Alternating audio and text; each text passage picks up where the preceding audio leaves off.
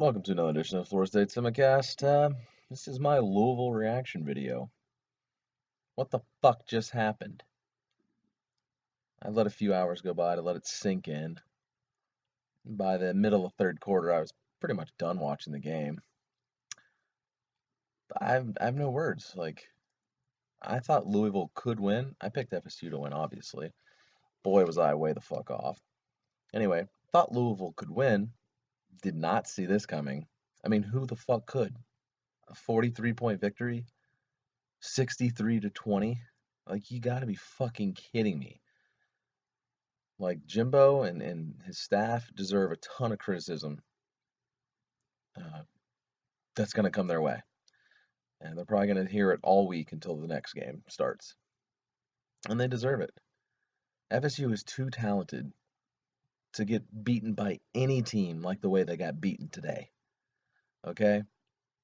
No, I can't even come up with reasons why. I mean, tip of the cap to Louisville. I should have said that right off the bat. They out executed, out efforted, if that's not even a word, but whatever. They just outclassed them completely and utterly. Just dominated from start to finish. And it was close for what, a few minutes when it was 14-10. But then after that, man, just snowballed. I mean, Francois fumbled that read option horse shit. And then it seemed like it was only a few minutes later where McFadden missed the interception and landed in the Louisville receiver's dick, and he just caught it and turned. I mean, it was just, God, it's fucking ridiculous, man. But I want to say some things about some people on social media, on Twitter to be specific, that are just, they've already jumped off the ledge. They're splatted on the ground right now, dude. Like, fuck those people, man. The people that are saying shit like Jimbo needs to go and all this horse shit. Like, Jimbo's a bum. He's not a top five, not even a top 20 coach. Like, all this bullshit, man. Like, yes, this was a horrible loss. Like, horrible, 43-point loss. It sucked dick. But don't start making a firejimbo.com just yet, man. Like, calm the fuck down. You know? It's like, god damn, like people just turn their back so quickly. Like he's a good coach. All right? Today he sucked ass. Like completely and utterly sucked ass. I'll give you that. But to think suddenly he's horrible, and then you have all these fucking Jameis made Jimbo people coming out of the woodworks, saying the obvious. The only reason Jimbo won a title and, had two undefeated regular seasons was because of Jameis Winston. It's like that 2013 national title team, if you include the specialists, the kicker and punter, had 22 of its 24 starters get drafted from that national title game. All right, it wasn't just Jameis, okay? That was a fucking juggernaut from top to bottom. Secondly, doesn't Jimbo get credit for recruiting, for bringing Jameis to FSU? It's not like he drafted him because he was lucky enough to have the number one pick. No. That's why I hate that argument. Oh, he's only good because of Jameis. Like, well, he helped bring Jameis to FSU. Does he not get fucking credit for that? So all you people saying Jimbo's garbage and maybe he needs to go or maybe he's not the guy, like, get the hell out of here. Calm down, man. Like, I know this loss stings. I could have dealt with a close loss, Been like, all right, whatever. That's fine. It's not like they lost to a scrub team, but just to lose the way they did, it's like has you shaking your head. I'm not sure where they go from here. Walker had like this Tim Tebow-esque speech afterwards, saying he would never let that happen again. He promises to Noel Nation that'll never happen again. Like, all right, man. I mean, I appreciate the sentiment, but those are just words. Let's see what happens. And Cook, once again, I'm sorry. I have to agree with Bud Elliott and a couple other people. Something is physically wrong with Cook. I realize the offensive line sucked, but this is game three now. He does not look like the same guy. Doesn't have the explosiveness. Seems to be like avoiding contact a little more than he did last year. I don't know if it's his shoulder that was repaired that's still fucked or what. He's not the same guy. Oh, and speaking of the O line, yeah, as I mentioned, it sucked ass. Yeah, maybe I missed it at the beginning because I was busy doing shit. But I thought Wilson Bell was supposed to be in the game. And then when I look up, I'm like, Landon Dickerson's the starting right guard. So the right side of the line, you had a true freshman and a right tackle making his third career start. Needless to say, that didn't work out. Okay. The offensive line just looked like ass. Moreover, the defensive line didn't look much better either. And that's the most disappointing, all right, in this blowout. I know FSU was down some players, but that is no excuse for any FSU defense to give up 63 points. They may Louisville might as well have played Charlotte. Like seriously, it was a similar fucking score at one point. Like you kidding me? I don't care that Sweat was limited or James was out. 63 points, get the fuck out of here. No pass rush. Secondary lost again. Like I don't get it. You're on the road. You're playing a top 10 team. The motivation's got to be there, right? You know, I just Jimbo said it's on him, and it is. Starts and ends with him with games like this. So I don't know what he can do or say to fucking get this headed back in the right direction. But got South Florida next week, and South Florida isn't a fucking juggernaut. But honestly, they're a decent team. You know, FSU could play poorly and lose to them. I think we can probably all agree on that now after today. But God, another part of the game that was annoying. Once it was, out of reach. Why the fuck were all the starters still in? I'm talking about FSU. Why? You're down 30, 40 points. Why is Francois out there? Why is Cook still running the ball? Why are the first string defenders in there? Like, fuck reps. Get them out before they get hurt. Can you imagine if one of the starters, like Francois or Cook or Rudolph or something, like broke a leg during that blowout? Like, Jesus Christ. Like, it just would have been adding insult to injury. Like, ridiculous. So, where do they go? As I mentioned, I don't know. I I said it before the game. If they lost, chances are they're not winning the division title. I mean, Louisville could lose to Clemson, then FSU could beat Clemson, then there'd be a three-way tie.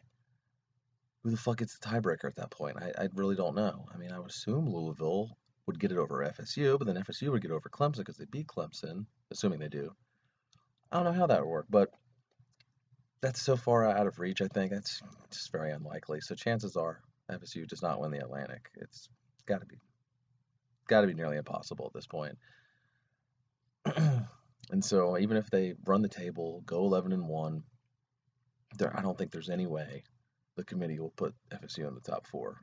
I mean, how could you? Like, that's gonna stick at this. The game today is gonna stick in the committee's mind if FSU runs the table. And that's a big fucking if because they still have a handful of tough games left. You know, they're not gonna put a team that lost by 43 points into the playoff. I mean, I don't think. So I mean, next week hopefully this beats South Florida. I think they will. Like this South Florida, it should. We'll see, but it should be one of those like sorry to be South Florida next week. You know, after FSU just got trounced, you would think they would just take it all out on South Florida next week. We'll see. It's another fucking noon kickoff, which as a fan I like, but I don't know if how the players and coaches feel. But damn, but I'm pretty much already over the loss. I mean, honestly, by the time the fourth, like, my wife was doing some work, and she's like, I'm thinking about headed over to where I was watching the game. And I told her the score. She's like, ooh, maybe I don't want to come over because you guys are probably yelling at the TV. I'm like, no, we're not. Like, we've given in. We've conceded. There's nothing to yell at this point. So by the fourth quarter, I was pretty much already over the loss. It was like, this is what it is. It's a fucking ass whooping. Louisville should, in my opinion, obviously no one else's opinion, but they should move up to number two. Honestly, I don't see why not. They just trounced the number two team by fucking 43. We'll see. Um, I expect FSU to drop. I don't know, just a guess. Somewhere in the teens would be my guess. Maybe 15, maybe somewhere between 15 and 20. And honestly, I don't fuck the polls at this point. After a loss like this, just like taking it game by game, which is what I usually do, but especially after a loss like this, just take it game by game. Don't even worry about down the road. It's not just live in the moment. Seasons go by quickly every fucking year, and you miss them when they're gone. So put this fucking loss behind you if you're a diehard Seminole fan, and just you know watch each game for what it is. Because I've started to think about, well, what if Louisville, like I mentioned, loses to Clemson? Fuck all that. I'm not gonna think about that anymore. Fuck that shit. South Florida. That's it right now. South Florida. And I love even some Canes fans were on Twitter. I responded to nobody, but I saw them like basically talking shit. I'm like, how do you talk shit? How do you talk shit? Yes, FSU got blown out, but you've lost to FSU 6 years in a row. Like you don't get to talk until Miami beats FSU. I don't care if FSU just got waxed. You don't. Same with Gator fans. The guy that runs the Twitter handle at in all kinds of weather. I'd like to see what that guy looks like. He's got to be a fucking like just nerdy looking fucking tool bag. Because he said something like, "Well, looks like FSU didn't leave Louisville with a W, I guess, or something like that." Or I guess you could say FSU didn't leave Louisville with a W. I'm like, you've lost to Florida State 3 years in a row, and 5 out of the last 6. Like, I won't even say 5 out of the last 6. Let's just keep it current. That's how I think for me bragging rights should go in rivalries. Like, if quote your end quote team won, you get bragging rights for a year, or if they have a current streak going, you can refer that far back, but that's it. So yeah, FSU's won 3 years in a row. All right, because I hate it when people say after their team loses to a rival, say, "Oh well, we won 4 out of the last 7," or something stupid like that, or we won 3 in a row before this loss. Like, no, stay current. If your team won, all right, you got bragging rights. Or if they're in the midst of a winning streak, for instance, when Florida had beat Florida State 6 years in a row, I had no problems with Gator fans saying, I beat you 6 times in a row, fuck you. You know, that was fine. It was a current streak. That's not the only time I think fans should go back in time, so to speak. But anyway, I think I've learned my lesson. This is my first year really being active on Twitter. Or not active, not like I don't tweet a ton of stuff, but following people and reading my timeline or whatever the fuck. I'm staying off of it next time FSU loses, whenever that may be. There are so many motherfuckers that just clowns, man. Like, sky is fucking falling. Jimbo's a joke. Where's the program going? It's going downhill. Like, slow down. You know, we'll see what this year turns into. If it does turn into some kind of dumpster fire, by dumpster fire I mean they finish 8-4. Okay, your criticisms should get louder. I'm not saying Jimbo needs to go or anything like that if they're 8-4, but yes, at that point, if the season ends like that, because this team is too talented to finish 8-4. It's too talented to get blown out by 43 points, and it's definitely too talented to go 8-4. Even though this is a difficult schedule, we'll see where it all goes. It's weird. Jimbo in his post-game press conference, did not seem like irate or that upset. Maybe he was just holding it in front of the press, but I thought maybe he would maybe go off a little bit, not yell, but at least be like just so exasperated that he would just let some feelings out. But he really didn't say that. Pretty much typical coach speak. Didn't execute. They dominated us. Hats off to Louisville and shit. Like, we'll see. I just did not see this type of loss coming. I thought it was possible they could lose to Louisville, but not by this margin. Meanwhile, Ole Miss goes up, what was it, 24-3? And of course, they do what Ole Miss does, and my friend came up with this saying, and I think it's better than Clemsoning. Ole Missing. This has a better ring to it, in my opinion. So yeah, there was some Ole Missing going on today. They go up 21 points, and it looks like the game 2 weeks ago. Bama is putting it on them. Last time I checked, Bama was winning by like 18 with 5 minutes to go. But while the game was close, and even when Ole Miss was winning, I was like, how is this happening? Obviously, I started doing the transitive property thing. How is Ole Miss competitive with Bama, and Ole Miss lost to a team, meaning FSU, that just lost to Louisville by 43? Like, what the fuck? And basically, Bama just did what FSU did to Ole Miss 2 weeks ago. You know, got down by 20 plus points and then just throttled them the rest of the way. So I just don't get it. That's why this makes this loss to Louisville even more inexplicable. Like, what the fuck? You know, like I said, no excuses, but maybe some factors. I'll throw out some factors. Like fucking throwing darts at the fucking wall. All right. My guesses, other than Louisville simply just being better, would be it was their third game in 12 days. And I've never played football. From what I hear, what I fucking hear, it's a cumulative sport, as in like wear and tear and stuff like that. That could, you know, lead into a or come from lead into other games or whatever. You know, there can be a accumulating factor when you play that many games in a short amount of time. I'm rambling now. So maybe that's one. It was their third game in 12 days. Of course, injuries. They out without Derwin James, without their starting guard. I didn't see Stevenson out there, so no starting fullback. Um, Other than that, you know, those may be factors, but they're certainly not excuses as to why they lost by 43. Because Derwin James isn't making up 43 points. I'm sorry, folks. Nor is the right guard or the fullback. They're not making up a 43-point difference. So coaching, like, I mean, shit. Like, how can you look so lost? Like, the starting games behind, like, before the game started, I was watching it with friends and family. We were both kind of chit-chatting on, like, what could happen, what we all agreed. And all these people that I'm with are not all, like, diehards like me that get on websites and read shit on almost on a daily basis. But they were knowledgeable enough to know that if FSU falls behind Louisville by, like, 20 points or some shit, like, it's game over. You know, the way Louisville had looked in the first two games, even though it was against lesser competition. It just had that feel like, if they do get behind by like 20, yeah, it's over. They're not coming back. I mean, just sheer odds. Sheer odds. You can't come back from deficits like that every other week. It's just not going to happen. Anyways, let me wrap this up. This is running longer than I wanted to. Time to move on. Fuck it. Nothing else you can do. And if you're hearing any shit from Gator fans or Cane fans, just all you can do is just wait till the game's played. Like, almost every year this happens, I swear.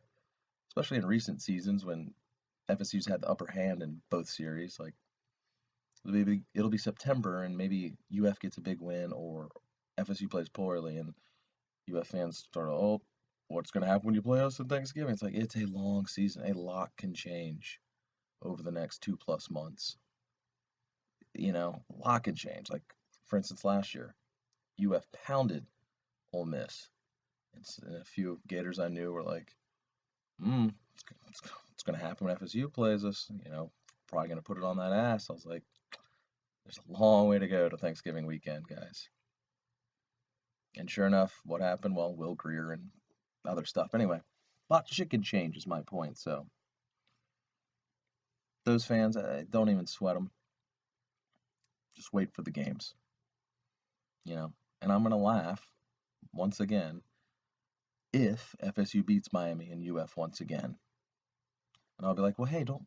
And if that happens, I'll just tell them, hey, it's okay that you guys lost FSU again because FSU lost by 43 points. Let's not forget that. Let's not forget, But fuck all that shit. We'll get to those games when we get there. I mean, after this loss, I can't be confident in any victory right now, honestly, other than Wake Forest, I guess. So right now, I'm going to say yes, FSU could lose to pretty much any competent team right now. That's my feeling after a 43-point loss. But I'm not going to assume that. Like, I know it's crazy to say after a 43-point loss, but FSU could beat Clemson at home in 7 weeks or 6 weeks, whatever it is. I know that sounds ridiculous. Like I said, a lot can change, a lot can get fixed, players can get healthy.